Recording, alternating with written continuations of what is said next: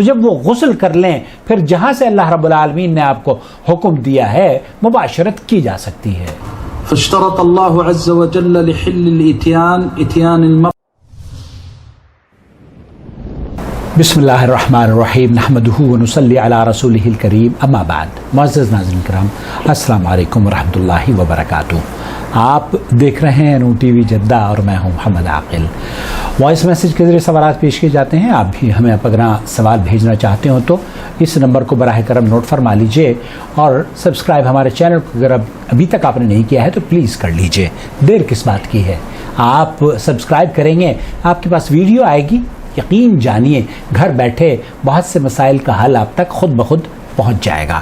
آج کا سوال آپ کی خدمت میں۔ السلام علیکم ورحمۃ اللہ وبرکاتہ۔ وعلیکم السلام ورحمۃ اللہ وبرکاتہ۔ حاجی صاحب، میرا آپ سے یہ سوال ہے کہ بیوی جس کی ماہوری ہوتی ہے اس کے بعد اس سے صحبت کرنے کے لیے کیا اس کا غسل کرنا واجب ہے؟ برائے کرام مہربانی سے اس کا جواب دیں انشاءاللہ۔ سوال آپ نے سن لیا ہے، بہت اہم سوال ہے۔ بیوی کو ماہواری اگر ختم ہو گئی ہے اور اس نے غسل نہیں کیا ہے، کیا شوہر ہم بستری بغیر غسل کے کر سکتا ہے یا نہیں؟ جواب میں آپ کی خدمت میں پیش کرتا ہوں شیخ محمد مختار الشنقیطی۔ فلا يجوز جماع المرأة اذا انقطع دمها وطهرت الا بعد ان تغتسل۔ شیخ فرما رہے ہیں کہ یہ جائز نہیں ہے کسی بھی شوہر کے لیے کہ وہ اپنی بیوی کے ساتھ ہم بستری کرے اس سے پہلے کہ وہ غسل کر لے، غسل کرے پھر اس کے بعد ہم بستری کرنی چاہیے۔ وهذا هو مذهب جمهور العلماء رحمهم الله۔ یہی جمہور اہل علم کا موقف ہے۔ شیخ ابن باز رحمۃ اللہ علیہ نے بھی اسی موقف کو اختیار کیا ہے، شیخ محمد بن صالح العثیمین اور دیگر علماء کرام نے، بظاہر قوله تعالی ولا تقربوهن حتى يطهرن، کیونکہ اللہ رب العالمین نے یہ حکم دیا ہے کہ ان کے قریب مت جاؤ جب تک کہ وہ پاک نہ ہو جائیں۔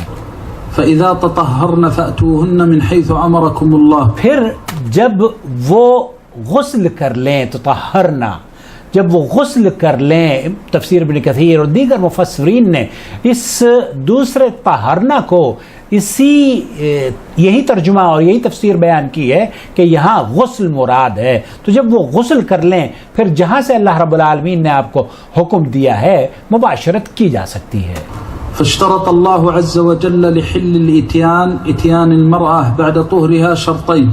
تو یہاں مباشرت یا مجامعت یا ہم بستری کے لیے دو شرطیں ہیں، حیض سے ایک تو اس کا فارغ ہو جانا، الشرط الاول ان ينقطع دمها، اس کا حیض کا خون ختم ہو جائے، وقف وہ سٹاپ ہو جائے، یہ پہلی شرط ہے۔ هذا المعبر عنه بقوله حتى يطهرن، حتی یطہرن، اس کا معنی وہ خون کا بند ہونا ہے۔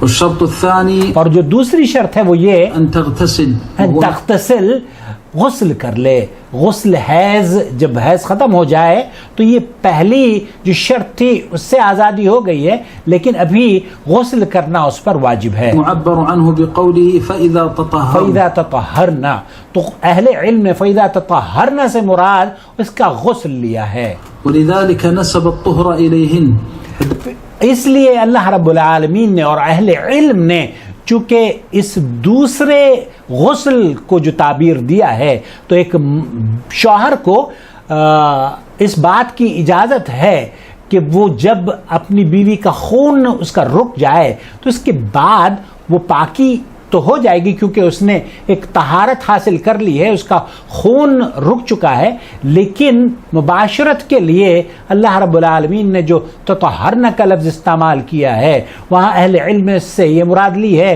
کہ عورت کو غسل کرنا چاہیے۔ تمام اہل علم نے اسی موقف کو اختیار کیا ہے کہ عورت جب پاک ہو جائے تو وہ غسل کرے اور پھر غسل کے بعد شوہر اس کے ساتھ ہم بستری کر سکتا ہے۔ واللہ تعالی اعلم، صلی اللہ علیہ نبینا محمد وعلی آلہ وصحبہ اجمعین۔ بہرحال اگر کسی شخص سے ہم بستری اس نے کر لی ہے تو بہت سے اہل علم کا موقف یہ ہے کہ وہ صدقہ دے دے، کیونکہ یہ صدقہ کوئی بھی صدقہ اس کے لیے کفارہ ہو جائے گا، اور بہت سے اہل علم کا موقف یہ ہے کہ وہ مجرد اپنے رب سے توبہ اور استغفار کرے، کیونکہ اس نے ابھی جو पूरी तहारत उसकी बीवी को हासिल करनी चाहिए थी, वो हासिल नहीं की थी। वल्लाहु ताला अलम। सल्लल्लाहु अला नबीना मुहम्मद व अला आलिहि व सहबिहि अजमईन। अल्लाहु वलियुल्लज़ीना आमनू युख़रिजुहुम मिनज़्ज़ुलुमाति इलन्नूर वल्लज़ीना कफ़रू औलियाउहुमुत्ताग़ूत